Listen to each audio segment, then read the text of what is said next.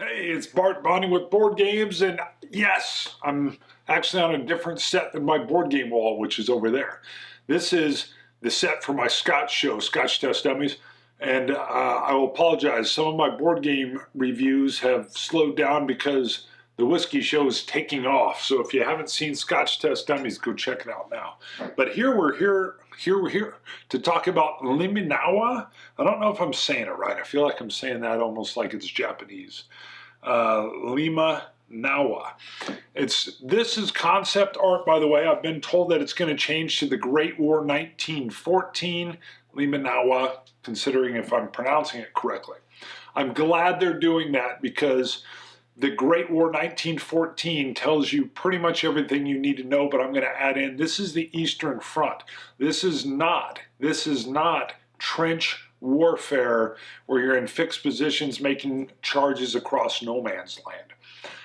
And that's important because a lot of people just think of World War I and that's what it is. This is December 1914, and it's Hungarian, Austrian, and some special crack Polish troops that show up in, I always got to look, the Galician region. I'm sure I'm saying it wrong, the Galician region, Limanowa. They poured in and they stopped the Russian armies that were steamrolling just from city or village or town to town, and they held them up. And that's what you're playing here.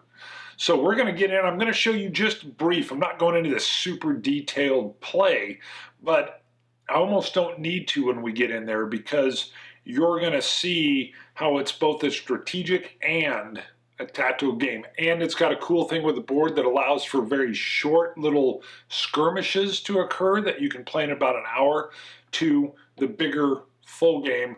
It's taken me about 3-ish, maybe a little bit more. So let's go in. I'll show you that.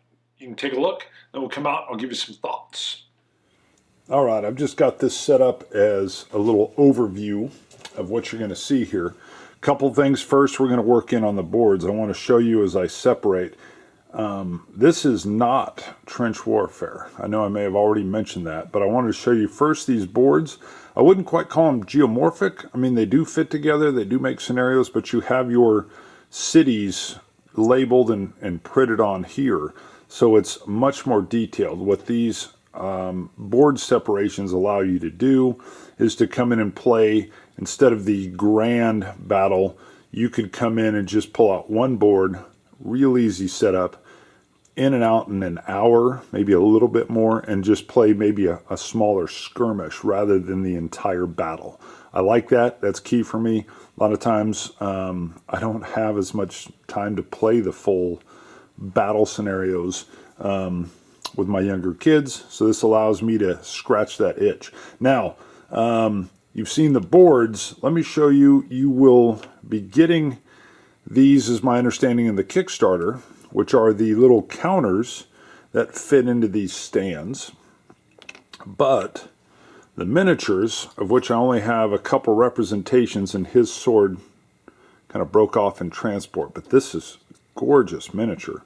And they fit into the same stands. So, and I'm not sure I got the colors right for them, but I had a couple of these left over, so I just clicked them in.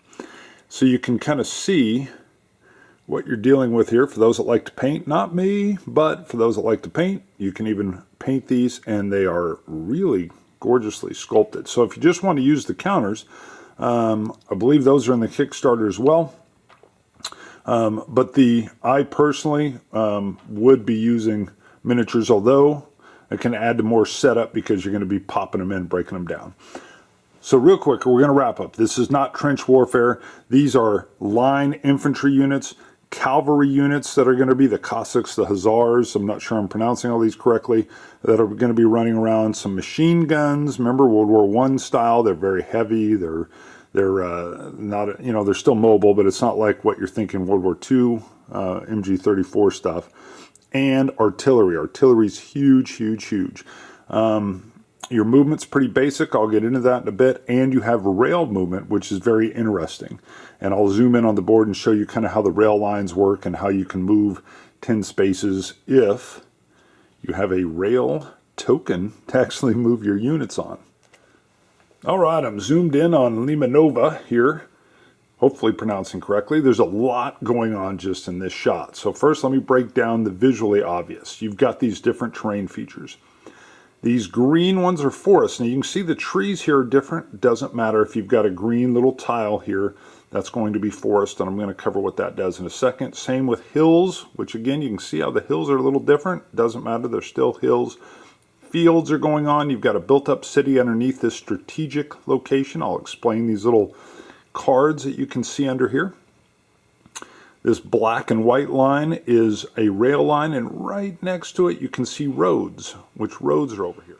So the fields are kind of your, imagine your neutral area that aren't modifying anything. However, if you're on a road moving through the fields, you get to double your steps of movement. So line infantry are moving 1. Obviously, they could move 2 for that movement action. Cavalry are moving 2. Now they can move 4. The rail, which again is this black and white line coming across. The rail lines are real cool. You have a limited amount of rail tokens that you can spend. And when you do spend them, you can move a unit on a rail line 10 spaces. You just have to start in a built-up city area and then end in a built-up city area. Imagine you're loading at a depot and you're unloading at some other depot. You're just not putting them out in the middle of a field somewhere. Forests offer a huge defensive ability. They give you +3 against artillery. Oftentimes you're going to have artillery in mountains, which I'll cover in a second. And if you're going to support an infantry attack or an attack into a forest, artillery can only support that. In other words, kind of soften up the target if there's an observer assisting that artillery unit as it's firing into the woods. And if you're a unit in the mountains, you're getting a +1 both in attack and defense. And there's some things that are going on with allowing you to see further because you're in the mountains. Now, I talked about, let me lift this up. Let me move this off temporarily. So this is one of the, if I can get it to focus, this is a strategic goal. You can see it's written right on there, and it's real cool. The artwork actually matches the artwork of the city, and it tells you if you seize this strategic goal that you're going to get a +1 card for it. You'll see right under here is a defensive. Get this out of here without messing everything up. I said defensive, I meant tactics. So you can see this is a tactical goal and what your reward's going to be. So throughout the board, there are your strategic goals, your overriding goal that you want to achieve playing one side or the other. But along the way, there are several little cities, the towns, the little villages that are going to also be tactical goals that are going to get you cards that will assist you by allowing you to do special little things during your attack. And I failed to mention, if you're defending in a city, you get +2 in a city. Hunkering down in stone buildings, wooden buildings, very hard to dislodge, so you get a bonus for sitting in those cities as well. All right, I step back out just to give you another look at the board. I didn't explain some of these. The Russian troops that'll come back on the board will come in from this kind of reserve area here, and you've got 2 areas for blue to come on here where they'll actually be loading in. And they've got a real nice deal. There are troops that are coming in from Cracow, these awesome Polish troops, and you have the option to move them forward. They're basically coming closer and closer to where they can come in and support against the Russians during the attack.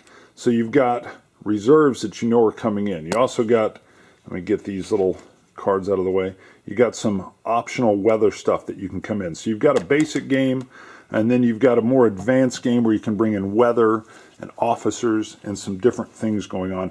The system really allows you, it's a tactical World War I system that allows you to layer on some historical complexity as you go, and everything moves. It's a nice thing with World War I combat. You don't have tanks rolling around in here. It's artillery, cavalry, line units, and yes, the introduction of machine guns. You have cards for each side, and I'm going to walk through these quickly, that actually explain your different units. So you have line infantry units. First of all, I want to say the flavor of this. Everything really comes off feeling, they really make them feel kind of authentic with the stamps and things that are on them. And these stamps even become more important when you get into the battle cards. I'm going to show you in a little bit. But the information, so you have the unit symbol. You have the name of the unit. This shows you their attack points. I'll get into that more in a second when we go in. Their defense. These are kind of like their loss rate. So if they take 4 hits, they'll be wiped out. And then how far they can move. Different units have different special abilities that are described here. And it just kind of goes through explaining, how they individually work. So I'll shuffle through a couple of these. So you can see you've got some cavalry. And you can see their defense isn't as good. Their attack's better. And where they move, the 2. Still the same loss rate. And then again, you can get into how they move at 2 times the rate of an infantry unit. And again, I just love the stamps and things that are on there, providing a little bit of information. You can see the field artillery, gives you the type. And again, you can see the same loss rate, where they can move, their range, how far they can shoot, their strength, their defense. And then again, their special abilities. I keep changing my white balance, my apologies. So here's the hussars. Of that special ability, horseback riding. So you can see these. Let me show you the ones for the, so you can see our backsides. So you can see we got our 2 different deals here. Oh, I knew that was wrong when I was looking at it. And we come in. So here's your observer, your guard infantry. By the way, bayonet combat.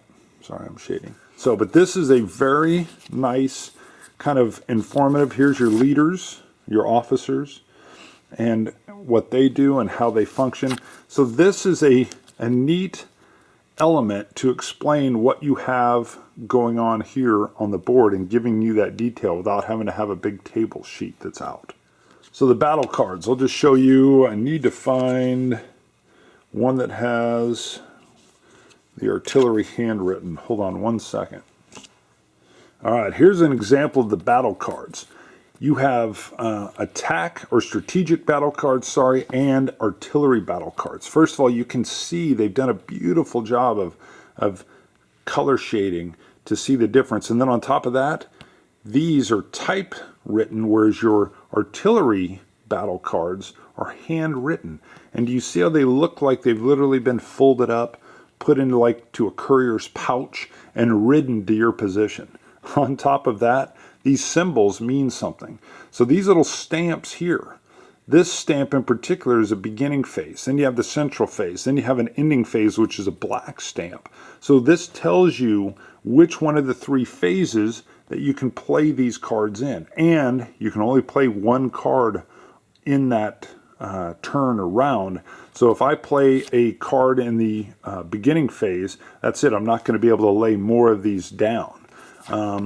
And if I'm holding off, my opponent's thinking, well, this is kind of the fog of war deal. I can see everything here, but I don't know what he has going on up here. Now you're saying, what's this other little tiny stamp here where you've got red, you've got a green, you got another red? These are attack cards, so it's telling you, even before you read it, hey, this has to do with an attack. This card is in the central phase. Come on, focus. It's in the central phase. I can't get it to focus. And it's a defensive card till the last man standing. So you can see it's going to bolster that. And then you come in and can actually read what the card does, and you see it's going to give you a huge bonus to your defense when you're being attacked. And it's even applied to artillery, which is the symbol here. And then your rapid advance. So it all makes sense, but you can get a glance and tell what the cards are that are doing in your hand. And again, I just love the way they've done the shading, the realistic nature. And when I first saw these and was reading the book, the rule book. I thought handwritten, cursive, no, it works perfectly, very easy to read. Love these, love these, love these. So I'm not going to go into heavy detailed play explanations, but I'll tell you that you have individual turns, and within those turns you're going to have rounds. So each of the 4 different units, and you can't probably tell, but I've got like a dark green, a light green, that shows up a little better. There's a light blue and a darker blue. These are showing the 4 different units that are in play. Now you can play this. There's some rules for solo play where you play against an AI. You can do cooperative where I'm running the unit here or the army group here. My buddy's running this one and we're playing against the AI. Or you can play against each other, so 1 versus 1, or even 1 versus 2, or 2 versus 2, where we're breaking and handling, hey, I've just got these guys, you've just got these, vice versa. So it does a lot of those play things that are nice. And then when it's your round, when it's your unit's round, you're going to have phases within each round as well. So you always have the opening phase, which I covered on the different battle cards. Based on these, you have opening, a central phase, and a closing phase.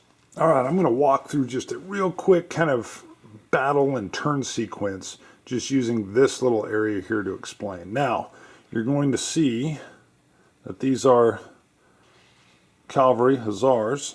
I'm going to replace them with these hussars. Much cooler, even though his sword broke off. Same deal here. We've got this 1905 kind of support artillery gun, and we're going to replace it with that one. So you can see the information is still on there, just like with the card, but boy, is that much neater to look at. So attacking and defense is very straightforward and very evident as you move about on the playing field. It really is about bringing multiple units into a position, generally with artillery support, in order to take over a hardened area or a difficult area like a city or one of the main strategic locations, and push them out and then be the first to capture that location. So we're getting into close combat. Now, the artillery unit may have already fired. The artillery unit could have fired and done an attack where it's simply trying to destroy units, or it could have fired in support of the pending cavalry attack that's about to happen, in which case it's going to modify some of the units' abilities as they're coming in. Now you're saying, why are you holding these flags? Because you have to declare all of your actions at the in the central phase. They've included several of these flags in the game. Now, I'm not sure these are going to be the exact ones that you're going to get. I just looked at the Kickstarter. They are showing these as a stretch goal. Several of these broke, and all I have are these little bases. These you come in and set up saying, okay, I was going to have him do an artillery attack. That's to remind me. And then this unit's going to be in close combat with this unit. And you just put these on here so that you can kind of remember, or your opponent can see what your plans are. So the flags are just there to assist you, because you might have several different things going on your turn, and these flags just help you kind of keep track of that. What's really interesting is if a unit, let's say the artillery had done an artillery support in preparation for the cavalry attack, you're not trying to destroy the unit directly. What that artillery support does is affect the unit that it fires on. It minuses their attack points by 2 and their defense points by 2, making it easier for the close combat to occur. So the hussars are attacking this MG unit in the city. The hussars' combat attack level is 8. The defense of the MG unit is 3. Let me pull this up. All right, so we're not worried about this. We're looking at this. But they're inside a city, which is going to give them a +2. So they're 5. So you can see The hussars have, see if I can get that, they have the 8 and their defense is a 2, but we're focusing on the 8. At this point, you would simply say, all right, so 3, 4, 5. They have 8. You would come in and roll, and you could determine, all right, as long as I've come in, so you're going to subtract the defensive value from the attack. So I needed a 1, 2, or 3 in order to do a unit of damage to this MG unit. Now, it could have also been an artillery support that would have lowered that by 2. So you can immediately see it improves greatly my odds in the attack. All right, to show an attack of a combined unit, which is going to happen a lot, it's what you want to do in this game, I brought over to line infantry. The artillery support is going, or the artillery is going to fire in support. So instead of a direct attack, it minuses 2 from the defensive value of the unit being attacked. So normally it's 3, but it gets a +2 because it's in the city, but it brings it right back to 3 because the artillery is firing in preparation of this attack. The hussars and the line infantry are then going to push in their close combat, so they're an 8, they're a 6 for a total of 14. They come in -3 because of the defense value, they're at 11. If they exceed 6, or 6 or better, that's an automatic win, and what you do instead is you reduce their value, I forget what it's called. They have 4, basically 4 strength. You're going to reduce it by 1. So this would go in, I wouldn't normally put this on here until you resolve the battle, but they're reduced by 1. You're going to -6 off their attacking value. So by minusing 6, they're at a 5. Well, now the victory's not ensured 100%. If they'd been at 7, you would instead reduce them by 2 of their guys. And then you would reduce their total attack strength. Let's say add another unit in by 6. And then you determine, is there a value 1, 2, 3, 4, or 5 where I'm going to need to do a die roll. So if there was, let's just say the attack value I needed was at least a 1 or a 2, you would roll that off. I've gotten a 5, they wouldn't suffer another loss. If I had gotten the 1, they would have suffered yet another loss. So you can take multiple losses during an attack, and if you're ever reduced below whatever that unit's value is, in this case 4, the unit's destroyed. So you get a very nice overall strategic feel as you're moving, but you're also getting a lot of the tactical feel that is period specific. So hopefully that gives you an idea of what you're looking at here, even though these are not final production value pieces, we're very close. From everything I see, the map's going to be pretty much identical. You're just going to have a lot more bling with this going on. So let me pull out and I'll give you some of my final thoughts. All right, we're back. So what you've seen is the overall strategic level. It's a little bit fiddly on setup when you're putting down those little cardboard tile overlays for the town, but they're nice because while they're sitting there, you know they haven't been taken yet. So they're sitting there, they're a strategic spot, you want to go get it, you know you need to get it, you got to hold the town to take it, you got to be in both sides of the town if it's one of those two sets where you got to have both, you can't just be sitting in one. You know, some of them, I can't remember the name of the town. I'm horrible with all the pronunciations. I'm sorry, there's only one.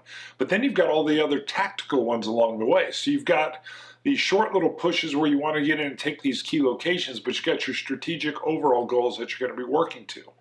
Not to mention, I've showed you how the map board kind of pulls apart. And I really liked the color scheme and the way the mountains aren't all just the same exact mountain. They work, the tiles, the individual tiles work exactly the same, but they varied up the art. So now we're into what is actually the tactical side.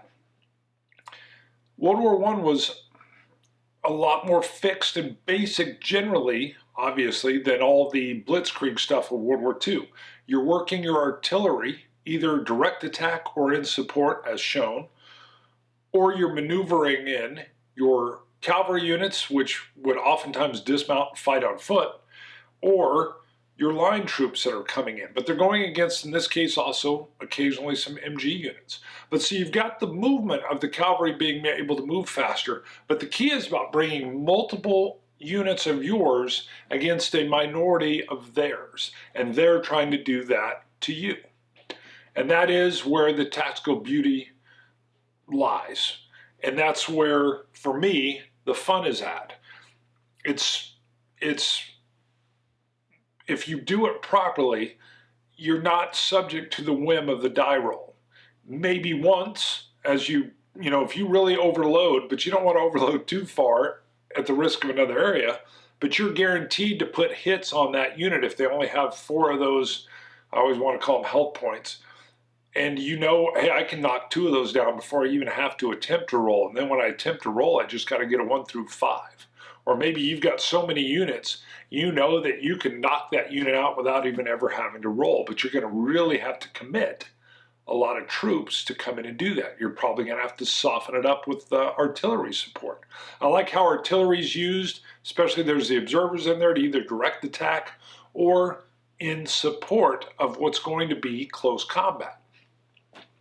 I mean, quite honestly, it gives you the feel of what was going on at that period in time. And the battle cards. The battle cards are the like piece de resistance. I love those on there. The flavor of them, the feel of them, the look of them. I found myself reading, there's a lot of flavor text that's built right in there, but the way those stamps are on there telling you when you can play those, the fact you can only play 1 when your side is active, whether you're playing it in that first phase, that main middle phase, or in that final prep phase, not prep phase, but the final phase that's kind of wrapping everything up, gives you a lot of choices. To me, these kind of war games, really it's how much choice do I have? Is there something when I'm done with the game where the person I'm playing, I'm thinking, how could I have defeated that? Or what am I going to have to do next time to surprise them?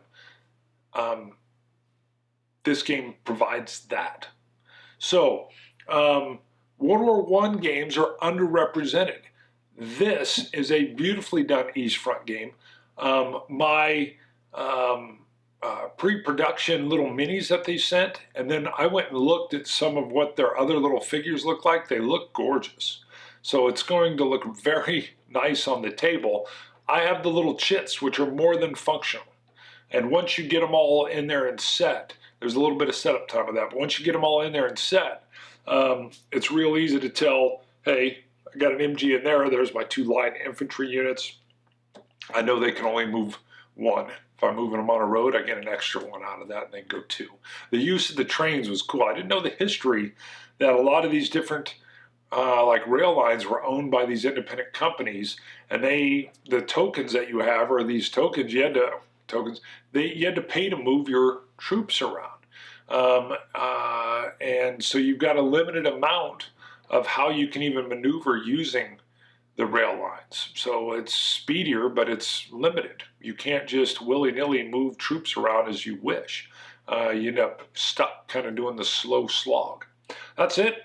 I always go over my final comments. Take a look. They're active on Kickstarter right now. Right now. See you guys. Chief.